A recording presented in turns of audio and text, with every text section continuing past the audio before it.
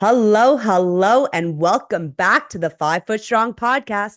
I am your host, Jessica Gerlach, and we are back recording a bonus episode today where we are talking about the strength of moms everywhere. Moms are so strong, and women in general are so strong. I am personally inspired by moms all everywhere that I asked the hosts of the Pregnant Bitchez Podcast and moms themselves, Amanda Halpern and Jessie Benoliel, on to get real about all things motherhood. I personally believe that being vulnerable is a strength on its own. And these two strong women are being vulnerable by sharing the honest truth about motherhood on their podcast. And that's why I wanted to have them on to share a little bit with you guys. I want to talk about with them what they've learned about themselves since becoming a mom, how they prioritize their mental and physical health. And lastly, we are going to get into dealing with all the societal pressures about being a mom. So let's get into it all and let's welcome Amanda and Jessie to the 5 Foot Strong podcast. Hey, ladies, how are you? Hi. Hi. Thanks I'm so s- much for having us. We're so excited. I'm so happy you guys are coming on. I am not a mom. I am childless right now. So I wanted to have a different perspective on the podcast. And so I want to go into, let's give a little background on your pregnancy journeys. Amanda, if you want to start. Great. My pregnancy journey. So I wanted to have kids at the age of 23. It did not happen. And I'm happy there were not little kids running around at my wedding. I always had really bad long periods. Didn't know if I was going to have a tough time getting pregnant. My first took around 9 months. So for me, that felt like a lifetime. But now learning that that's not even a long time compared to a lot of women out there who struggle for years. Yeah. I got pregnant with my first after 9 months. And then with my second, my husband was like, let's just do it so you don't stress. And first shot, we got pregnant with my second. And here we are with 2 kids, 16 months apart. Very thankful. So happy. And that's basically. And were they natural births?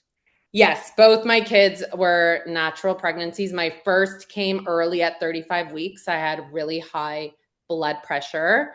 So we had to come out and he was in the NICU for 5 days, but all is well. And my second came early, but all is well. But yes, both natural. Your pregnancies were on the tougher side because you were you were high risk. I was high risk. I had high blood pressure with both, but the first time they didn't realize till the end. That's why Arlo, my first, had to come early right away. My doctor was like, straight into the hospital, 35 weeks. We have to take him out for your health and your baby's health. And then since we knew that with the first, the second was easier to track. And they put me on baby aspirin basically at 10 weeks until a week before I gave birth. Which I thought was easier for them to like manage once they already knew like how. So you went in and both at high risk. I went in with both at high risk. Yes. Okay. And Jessie? Yeah, it's similar for me. Like it took a long time to get pregnant with the first. It felt like a lifetime back then. My kids are not 16 months apart. They're 2.5 apart. My husband was like, we are not having kids close together. In the end, it was nice. Like I got pregnant with my second when my first turned 2. So they're like literally 2 and 9 months apart. But yeah, both natural pregnancies. They always say natural birth. The first birth was medicated. I had a epidural. The second one was definitely au naturel. Oh, au okay. natural. Yes. Raw dog. Was it at a hospital? No, it was at a birth center. Okay. So like no medical intervention was even an option. So it was really fucking tough. Okay. That was strong. That was no, but strong. Can I ask you about that? Like, why did you want to do that for the second one? I just had it in my head that I just had to know what it was like. I was like, I got pretty far on the first one without medication. Like I got to 10 centimeters without an epidural just because like the timing of it. They didn't even check me, to be honest. They like gave me the epidural and then checked me afterwards. And they were like, oh, you're far along. So in my head, I was like, okay, I got that far. I know what that was like. I was like, I might as well just finish the fucking race and see what else it feels like. Okay, that's awesome. Yeah, That's strength, know. definitely. That is the definition of strong. Yeah, you are 5 foot strong right there, Jessie. Wow. Well, so I want to get in, like, what have you guys learned about yourselves? Amanda, if you want to start. Let's start with patience. Yeah. I have learned that I have a lot of patience. And to be a mother, you have to have a lot of patience. Yeah. What about emotional resilience? Yeah. Being able to handle the ups and downs of your child, the tantrums, parenthood, adapting, your marriage. Yeah. Like, I think you guys are so strong. You're juggling wearing a lot of different hats, juggling a lot of different balls. And like, it's just crazy to think, like, to me, I'm so impressed by both of you, and that you're sharing it with others, sharing it so that people know that women know that they're not alone. No, they're definitely not alone. It's a real thing.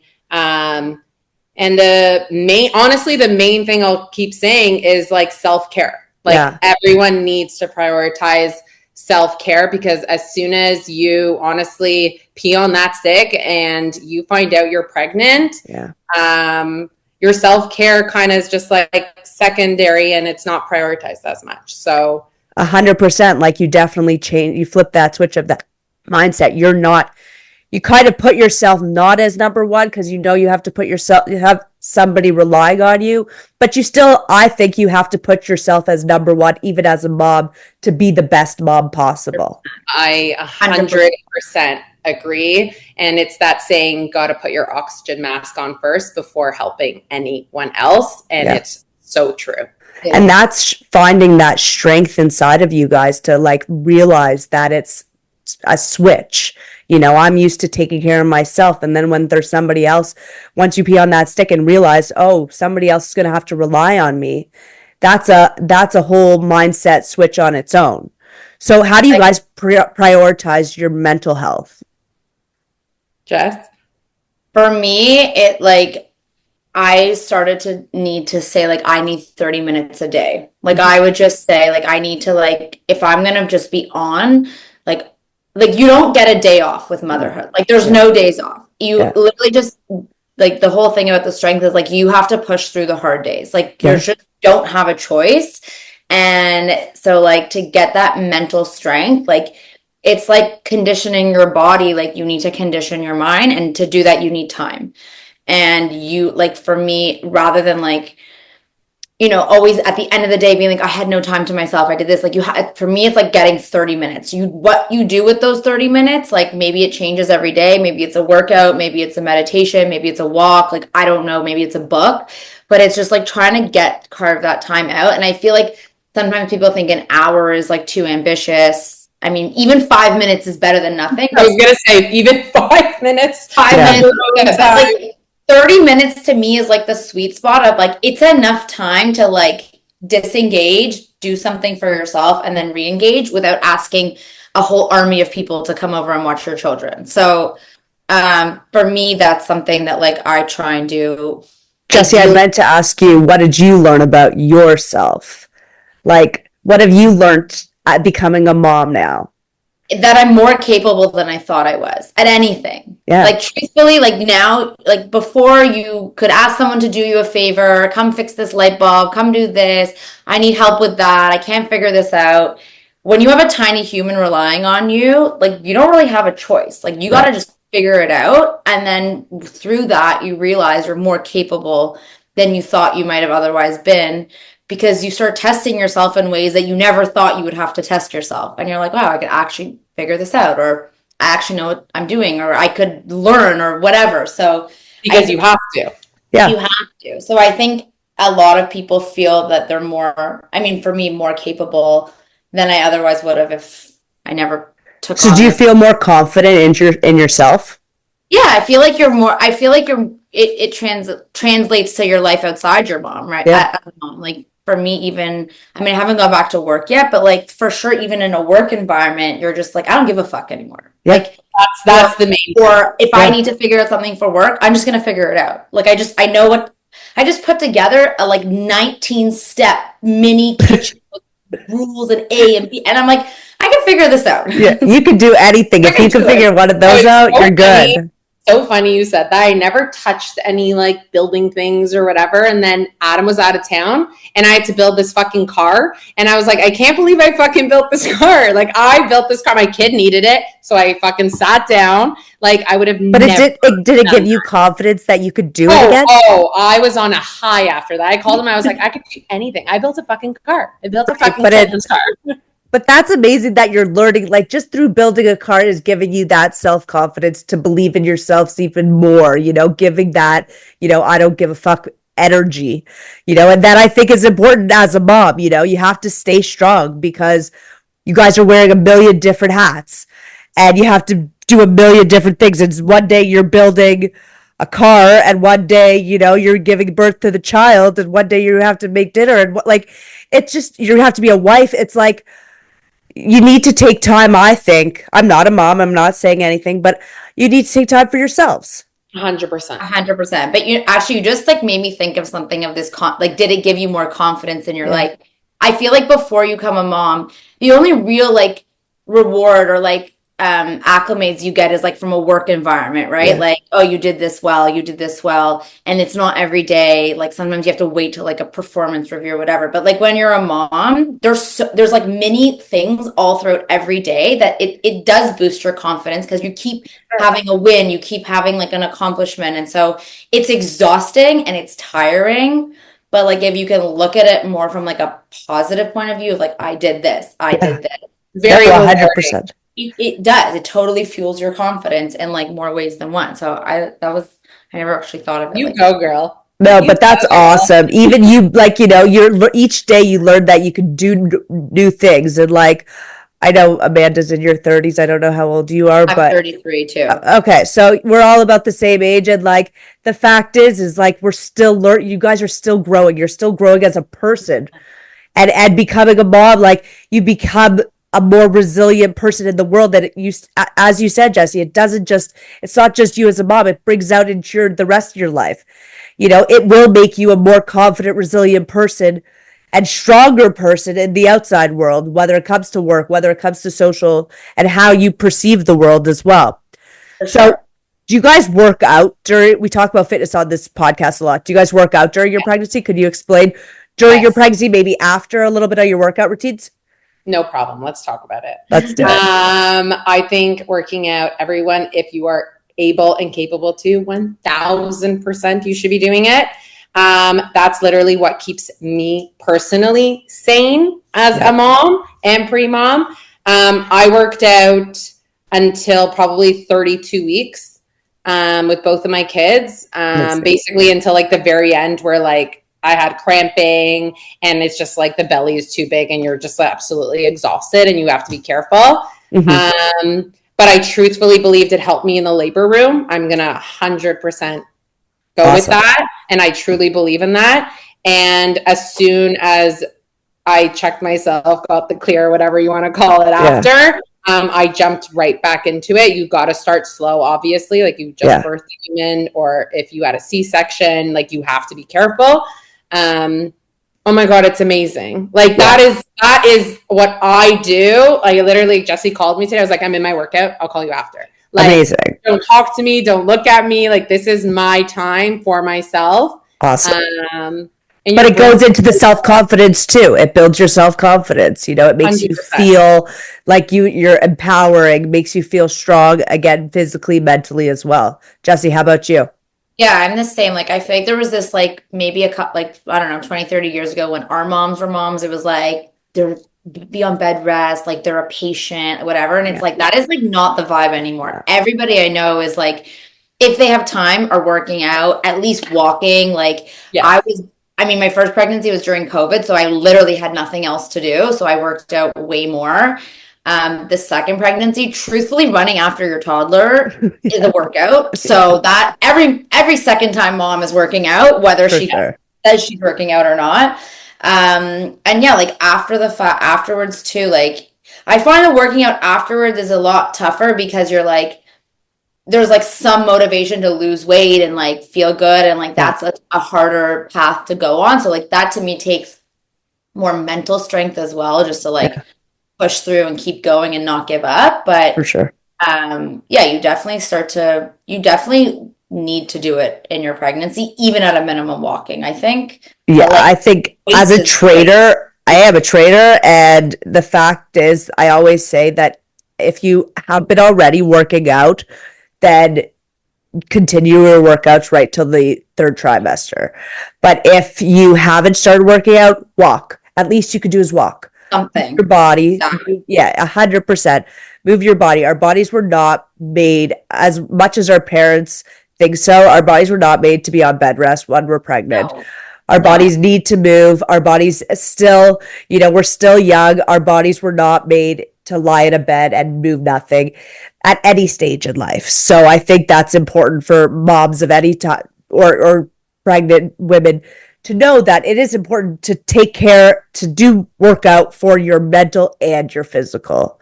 So, Yeah, and I feel like the definition of like workout feels like this like intense thing. Like yeah, even towards move the your end, body. like if you're pregnant, you can be just doing those like abdominal breathing of like Yeah. strengthening your core like that. Like you don't even have to lift a weight. Yeah. You could just do that, and that's so helpful Even for getting up and down from a chair, like everything. 100%. Like it Getting could out be of so bed. simple. Yeah. Because the truth is, once you give birth, you will be not able to work out for a long Yes. period of time. If Yes. you don't work out for 6 months, let's say, like And then it's hard to get back on. really Oh, hard. it's so hard for And the sure. motivation goes away. It's all one. It's all connected. So I want to move on to, how do you guys deal with the societal pressures of like, you just said how we're supposed to be like our moms, like we're not. And so how do you guys deal with that? Jessie and I are very in the we don't give a fuck era. Yeah. Everyone has different parenting styles. Jessie and I also, we have similar parenting styles, but at the same time, we have completely different parenting styles. Everyone has to do what works for them and their families and their mental health. Yeah. I think Jessie and I are pretty good with like ignoring what other people have to say. So we can talk about us being strong in that way. Whereas a lot of women are on like YouTube, TikTok, Instagram, all these, and they're like, you have to do parenting this way, or have a kid this way, or your toddler should be doing this, or your baby should be drinking that. And if you don't have a mom community or a mom crew or people to rely on, then like you can get sucked into that. Yeah. But gotta just say fuck it, and I you like gotta it. do what works best for you. I don't know, Jess, what do you think? No, I think a lot of people try and give you advice because like they think that's what's best. And the reality is everybody is different and every family is different and every kid is different. And if you take all that advice as like face value of like, this is what I have to do, you will literally drive yourself insane. Yeah.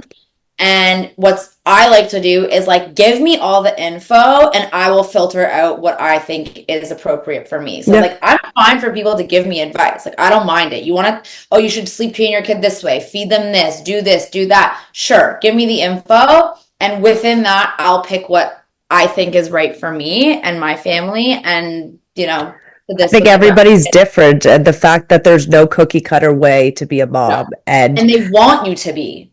They want you to, they literally build this is a good mom. This is a bad mom. And it's all fucking different too. 100%. They contradict themselves. So it's like, you could drive yourself nuts. There is no right or wrong. I agree. In motherhood at all. You know what? We all ended up okay. We all ran around, ate dirt. We're all okay. We're all here. We're all here. We all ended up not too bad. So let's end it. So do you have any healthy tips for new moms? Healthy tips. I'm going to continue saying self-care, prioritize yourself first. Yeah, I think that's a huge one. I also think that like Amanda gave that oxygen mask example before of like, if you yourself are not functioning, you are not going to be able to take care of your baby.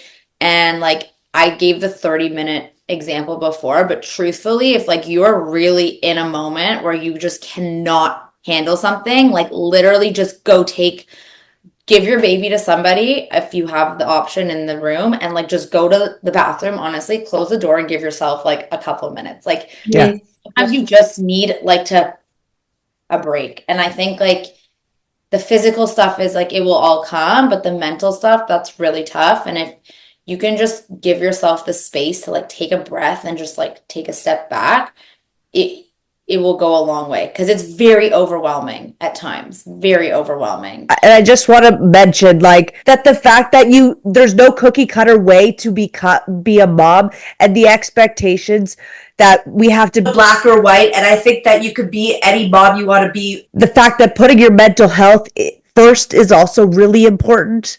I think that prioritizing your mental health is important. And so I want to end just by, I think you guys are strong women. I think you guys are being vulnerable on your podcast. Could you talk a little bit about your Pregnant Bitches podcast? Yes, yeah, for we'd sure. love to. So yes, take it away. Yeah, well, we started the podcast at a time when, we were both I was actually becoming a second-time mom, but when we became moms, like no one told us what to expect. Like we had no fucking clue what to expect from the physical side of things, from the emotional side of things, from anything. And we were like literally hit with this, like, it was a lot. It was a lot. So when we started the podcast, we're like, I think other moms need to know this stuff. Like, it's not going to be their story necessarily. Like they will have their own story, but just to have even some semblance of like, A, what to expect so you can prepare, and B, like, to know that like this is all normal, because no one fucking tells you anything. There was no mom training courses. These baby classes are like surface level at best, and they give you info, but it's not the real side. Like it is not what motherhood is like. And so we were like we saw that, maybe we'll try and share this side of things. And like instantly it was like, thank you.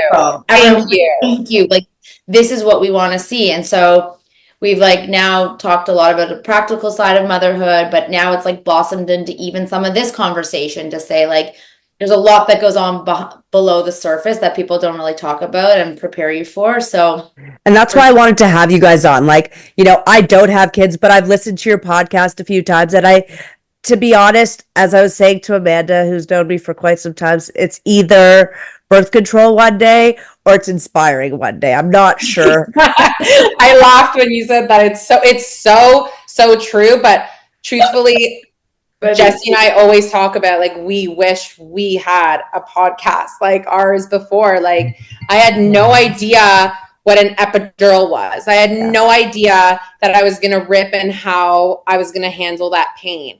I had no idea what bringing a newborn home was going to be like. Like it was all a surprise. And like going into it the second time and like talking, even like Jessie was pregnant with her second, I was like, this is what you're going to expect. Like, this is how you and your husband are going to feel. This is how, I don't know, all of it. It's just, we had nothing.